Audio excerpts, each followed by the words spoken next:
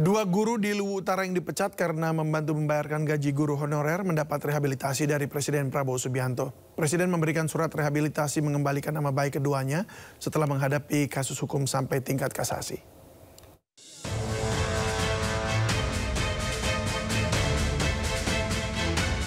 Dua guru asal Luwu Utara, Abdul Muiz dan Rasnal, kini bisa bernafas lega. Setelah berjuang 5 tahun mencari keadilan, dua guru SMA Negeri 1 Luwu Utara ini mendapat rehabilitasi dari Presiden Prabowo Subianto. Presiden memulihkan nama baik, harkat martabat, dan hak-hak Abdul Muiz serta Rasnal. Penandatanganan keputusan rehabilitasi hukum untuk kedua guru langsung dilakukan Presiden Prabowo Subianto di Lanut Halim Perdana Kusuma Rabu malam usai kunjungan kerja dari luar negeri.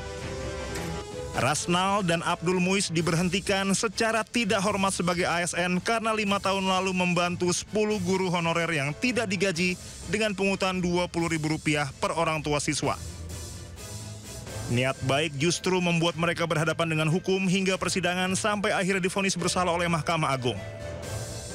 Berdasarkan aspirasi dari masyarakat yang beredar di media sosial dan juga kemudian Pak Abdul Muiz dan Pak Rasnal ini diantar ke DPRD Provinsi Sulawesi Selatan pada hari ini, dan kemudian dari teman-teman DPRD Provinsi Sulawesi Selatan tadi datang mengantarkan ke DPR RI dan kami terima, dan malam ini setelah koordinasi dengan Mensesnek kami antar ke Halim untuk bertemu dengan Bapak Presiden, dan alhamdulillah tadi sudah ditandatangani surat pemberian rehabilitasi kepada kedua guru ini. Dan kemudian kami selama 1 minggu terakhir ini berkoordinasi dan meminta petunjuk kepada Bapak Presiden, dan kemudian beliau mengambil keputusan untuk menggunakan hak beliau sebagai Presiden untuk memberikan rehabilitasi kepada 2 orang guru dari SMA 1 ya, SMA 1 Luwu Utara gitu. Dengan harapan ini dapat mengembalikan nama baik beliau berdua. Apapun yang sudah terjadi itu menjadi pembelajaran bagi kita semua.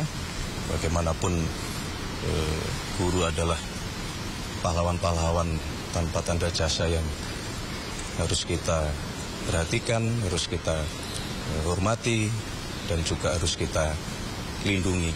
Setelah kami bertemu dengan Bapak Presiden, alhamdulillah Bapak Presiden telah memberikan kami rehabilitasi, dan itu sebuah, saya tidak bisa mengatakan sesuatu kepada Bapak Presiden. Terima kasih Bapak Presiden, terima kasih kepada Bapak Mensesnek dan teman-teman Partai Gerindra. Saya bersyukur kepada Allah Subhanahu wa Ta'ala.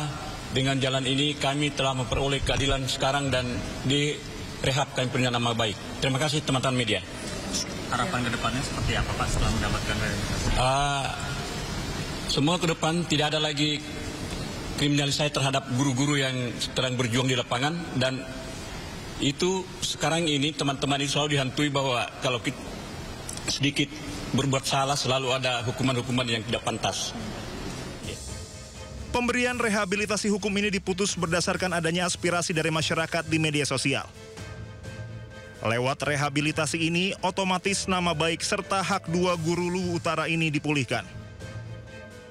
Tim Liputan Anyus melaporkan. Kecewa harga sewa yang terus naik dan adanya penyegelan sepihak dari Perumda Pasar Jaya, pedagang obat Pasar Pramuka lakukan mogok massal hingga aktivitas perdagangan lumpuh. Para pedagang meminta tarif sewa bisa ditinjau ulang. Suasana di Pasar Pramuka Matraman, Jakarta Timur mendadak riuh Kamis siang. Pedagang semula melayani pembeli serentak menutup kiosnya. Aksi boikot berdagang dilakukan sebagai bentuk penolakan terhadap kegiatan penyegelan puluhan kios pedagang oleh Perumda Pasar Jaya. Para pedagang obat-obatan dan alat kesehatan memprotes penetapan harga sewa kios selama 20 tahun yang dinilai terlalu tinggi.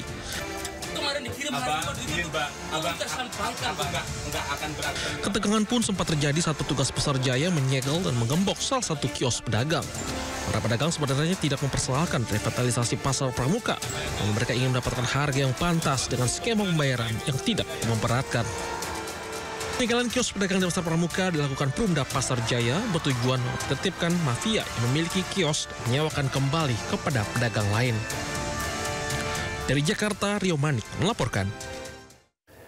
Ya, ada saja akal pengedar obat terlarang menjalankan bisnis haramnya, salah satunya dengan berkedok menjual kosmetik di Tangerang Selatan, Banten. Warga yang resah melakukan penggerebekan dan menemukan ratusan butir obat-obatan terlarang.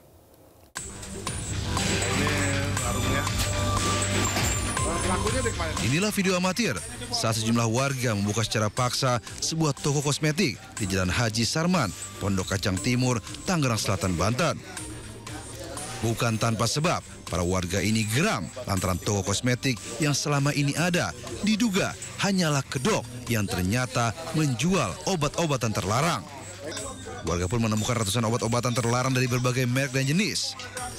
Meski begitu, sang pemilik berhasil melarikan diri.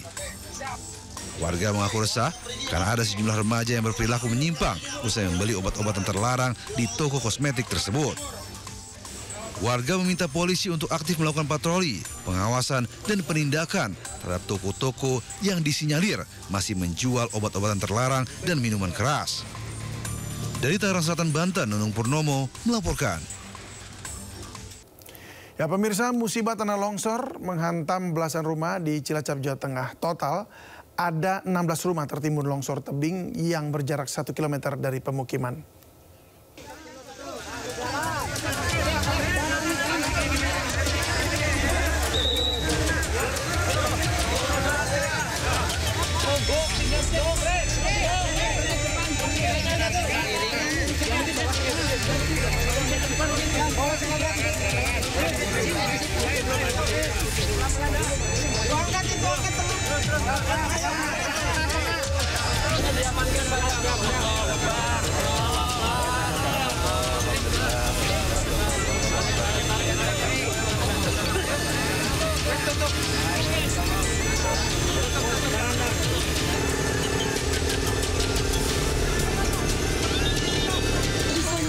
Belum ketemu. Ada 2 di sana.